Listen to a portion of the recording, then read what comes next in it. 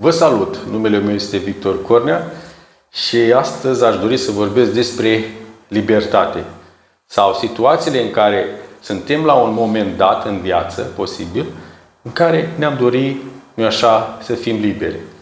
Și în spatele meu sunt 5 situații în care ne-am dorit cu adevărat să fim liberi. Spre exemplu, dacă suntem în pușcărie, da? Am dorit să ne eliberăm. Este? Dacă suntem în boală, avem o boală grea, vrem să ne vindecăm, da? Vrem să ne eliberăm de boală, da? Suntem într-o căsătorie care, zicem noi, că nu ne simțim fericiți. Am vrea să ne eliberăm în această căsătorie. Da. Vedem, e bine, nu e bine? Suntem singuri. La fel, ducem o luptă în care am dorit să cunoaștem pe cineva, să nu mai fim singuri. Sau suntem în străinătate, da? Lucrăm în străinătate de ani mulți și am dorit să venim acasă, să ne facem o casă, să ne facem o familie, nu mai știu ce, sau... Și asta este libertatea pe care o căutăm când suntem în străinătate. Asta înseamnă pentru noi libertate. Da? Să putem să venim înapoi în România, să avem un job bine plătit și să nu mai fie nevoie să fugim. Cum ne alungă guvernanții de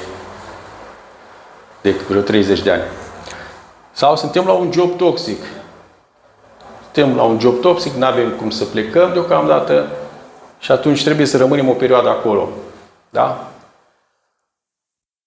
Și vrem să ne eliberăm și din jobul ăla. Dar până găsim altceva, va trebui, nu-i așa, să rămânem în acest job toxic. Deci astea sunt, zic eu, 5 situații în care ne dorim să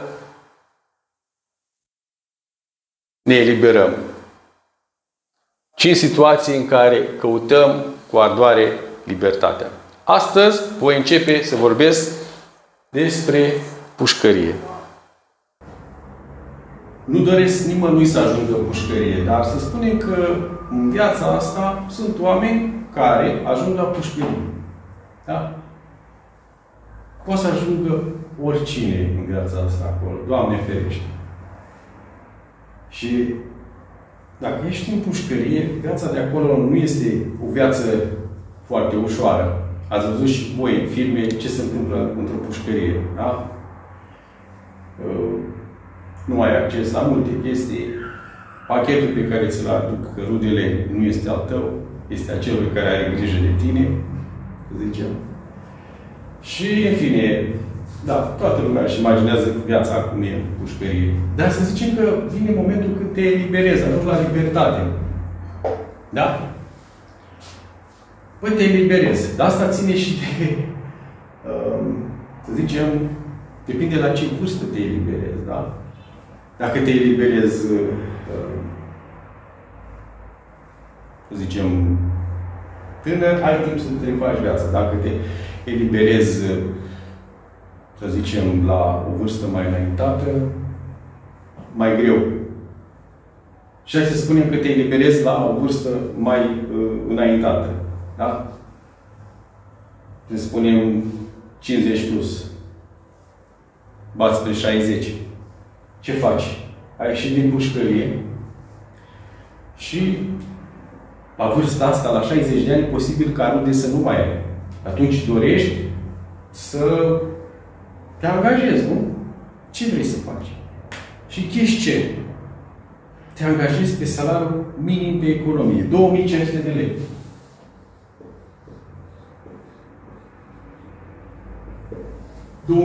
de lei.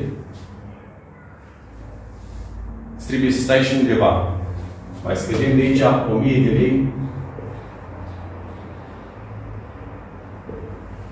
Chirie.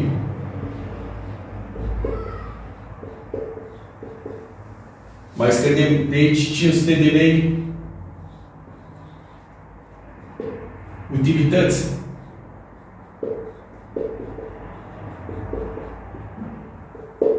Da? Adică gaz, curent, ce mai plătești, lumină. Mai rămâi cu 1000 de lei.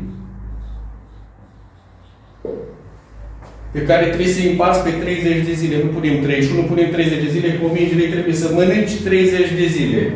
1000 de lei împărțit la 30 de zile dă vreo 33 de lei pe zi. Trăiește tu cu 33 de lei pe zi, da? Trebuie să mănânci dimineața și la prânz măcar. Seara de ce că nu mai mănânci, da? Dimineața mănânci tu, micul dejun, prânzul îl împarți cu nu cu prietenii tăi și cina cu dușmanii, cum se zice, da? Cina nu mai mănânci. Dar tot, cu 33 de lei, nu cred că poți să trăiești. Da? Și atunci ce faci? Deci, bă, mai degrabă rămâneam înapoi în pușcărie, da? Fac ceva și mă întorc în pușcărie. Pentru că ce să fac acum? Am ieșit din pușcărie, posibil să apară și o boală de acum. De căsătorit, slabe șanse. Cine mă ia, nu știu, în pușcărie la 50-60 de ani? Singur ce să fac? Să plec în străinătate, job? Nu. Dau un cap la cineva, că așa este la noi situația. E mai bine să stai în pușcărie decât afară. Da? Banii care sunt alocați unui pușcăreaș sunt mult mai mulți decât cei a unuia care lucrează. Și atunci, dacă ești în pușcărie, te duci înapoi. Dacă ești afară, te duci înapoi în pușcărie. Da? Și ce se întâmplă? Este tragic, da? Este foarte tragic ce se întâmplă chestia asta. Mai zice, mai bine, era mai bine în pușcărie. Era mai bine în boală. Păi ce fac? Mă fac bine, trebuie să mă duc să muncesc. Așa mă degrabă mor și scap. Era mai bine căsătorie. Ce mi-a trebuit mie să fug din căsătorie? Acum sunt singur, cheltuielile parcă sunt mai mari, nu am casă, nu era mai bine să stau căsătorit? Da? Singur. Ce mi-a trebuit mie să-mi iau soție? Nu era mai bine singur? Da? Acum trebuie să împart cu ea, ea nu are serviciu. Străinătate. Ce mi-a trebuit mie să vin în România? Nu stăteam mai bine acolo? Nu stăteam mai bine în Germania, să spunem. Job toxic.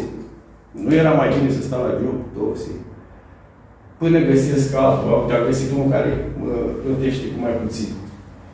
Deci, în situația asta, culmea, după cum se vede, e un paradox că pușcărie egal boală, boală egal căsătorie, căsătorie egal singurătate, singurătate egal străinătate. Job toxic. Aparent, e mai bine să stai unde ești. Poți să stai unde ești. Poți să stai cu... Deci depinde de unde vezi. Dacă vezi dintr-un anumit punct de vedere negativ, e rău. Dacă vezi dintr-un anumit punct de vedere pozitiv, o să vedeți că e bine. De ce e bine? Revenim la pușcărie, da? Cunosc pe cineva care era în pușcărie și bineînțeles că viața din pușcărie, așa cum am zis, nu e una prea roz. Și ce a făcut? A pus mâna pe o Biblie pe care a primit-o el de la cineva și a început să citească zilnic din ea, ba unui camarad, coleg, cum să zic, ba altuia, astăzi unuia, mâine la vreo 2-3 și uite așa a putut, la un moment dat, ca toți din încăperea, ca toți din zona aia care erau aproape de el, să asculte cuvintele pe care le citea omul ăsta din Biblie tuturor. Deci, tipul ăsta era ca și cum ar fi fost un stand-upper în domeniul creștinismului. Era un stand-upper în ceea ce privește cititul tainelor din Biblie. Păi toți îl ascultau și le plăcea foarte mult. împrietenit atât de mult cu ei, încât cei care se purtau urât cu el au început să poartă bine. Au început să vorbească frumos cu el. Au început să-l invite la masă cu ei. Când primeau de la rude mâncare, o împărțeau cu el. Toată lumea vrea să mănânce cu el. Astfel, când s-a venit vremea să se elibereze, toți au început să plângă după el. Pentru că cine ne mai citește acum 9 din Biblie? Și o altă chestie, printre pușcăriași, acolo era un băiat de bani gata, ca să zic așa, care a vorbit cu tatăl lui și a zis, când ești din pușcărie, te duci la taică nu și îți va da, te va angaja la el un depozit, nu știu ceva, și îți va da bani mulți și îți va da și cazare gratis, pentru că ai avut grijă de mine. Și uite ce se întâmplă când îl primești pe Dumnezeu, când accepti că ești în pușcărie. Omul a acceptat că este în pușcărie. Bă, sunt în pușcărie, merit. N-am intrat din nebun aici. Ba, am intrat din nebun. Am intrat pentru că am meritat. Da? Am merit pentru ce am făcut. Da? Și îți mulțumesc, Doamne, că m-ai trezit, a spus el. Și mulțumesc că m-ai trezit și am putut să trezești și pe alții. Și când a ieșit din pușcărie, cum am spus, a avut grijă tatăl băiatului la el, cu salariul, ca lumea, cu tot ce avea el nevoie. Și a putut în continuare să vorbească din Biblie și altor oameni. Da? Astfel, mergem acum la egalitatea inversă. Băi, mulțumesc, Doamne, că sunt în boală. Accept boala care mi-ai dat. Accept că mi-ai dat nu știu ce boală. Nu spun ce boală. Mulțumesc pentru la orice boală. Și o boală mică și o boală mare. Mulțumesc lui Dumnezeu că mi-a dat boala asta. Mi-a dat boala că m-a trezit. În momentul ăla, ce se întâmplă? Ești vindecat. Mecanismul de vindecare apare imediat. Imediat. Încă o dată vă spun. Am un videoclip, urmăriți-l, vindecare de cancer. Da? Cornea Victor, vindecare de cancer. Da? Bun. Tot așa, din punctul de vedere pozitiv. Tipul care nu se înțelegea cu nevasta, a luat Biblia în mână, a început să accepte faptul, bă, soția mea nu e cea mai potrivită pentru mine. Mulțumesc, Doamne, că mi-ai dat. Asta am meritat. Și ce s-a întâmplat? Nevasta a început să se schimbe. Da? Nevasta a început să iubească. Mulțumesc, Doamne, că sunt singur. Fa! Asta e. Tu știi mai bine ce să fie. Da? Doamne, Tu știi mai bine pentru mine ce este mai bine. Da? Asta din străinătate. Doamne, mulțumesc că sunt în străinătate. Ce s-a întâmplat cu ăsta din străinătate? A mulțumit că este în străinătate, a acceptat unde este, a fost fericit, nu mai a tânjit așa mult după România. Sau chiar, dacă a venit în România, a venit cu Dumnezeu. Și a putut să facă aici o fabrică, un job. A putut să construiască el un job nou, să construiască o fabrică nouă, să construiască ceva, o idee de afaceri. Da? Dumnezeu te luminează dacă ești în planul lui să faci ceva. Da? Și dacă accepti lucruri pe care, cum spuneam eu odată, fiecare om are o ecuație matematică, un destin pe care ți-l dă. Accepti ceea ce îți dă Dumnezeu și vei fi fericit. La fel și cu jobul toxic. Doamne, mulțumesc că sunt într-un job toxic. Job toxic poate fi la un șef. Un șef care vine să-ți dai un cap în gură. Pentru că așa se întâmplă. Îți vine să pleci. Dar dacă vei pleca, vei vedea că vei găsi într-un nou tău loc de muncă aceeași tipologie de șef toxic. Deci rămâi acolo unde ești. Acceptă unde ești. Iar șeful ăla toxic pe care este profesorul tău cel mai bun pentru detoxifierea sufletului tău. Da? Mulțumește Lui Dumnezeu că ți-a dat așa ceva. Și ai zis că în timp vei scăpa și de șeful ăla tău într-un fel sau altul. Bun. Cam asta am vrut să vă zic. Vreau să fac pentru fiecare, dar m-am încadrat în timp. Ați înțeles ideea. Oriunde-i fi, mulțumește Lui Dumnezeu, da? Ca și concluzie, că Dumnezeu te va elibera, da? De avea adevărata slobozenie. Oriunde ești, poți să găsești libertatea lui Dumnezeu. Vă lăs cu îndemnul, lăsați o amintire frumoasă pentru viitor. Numai bine!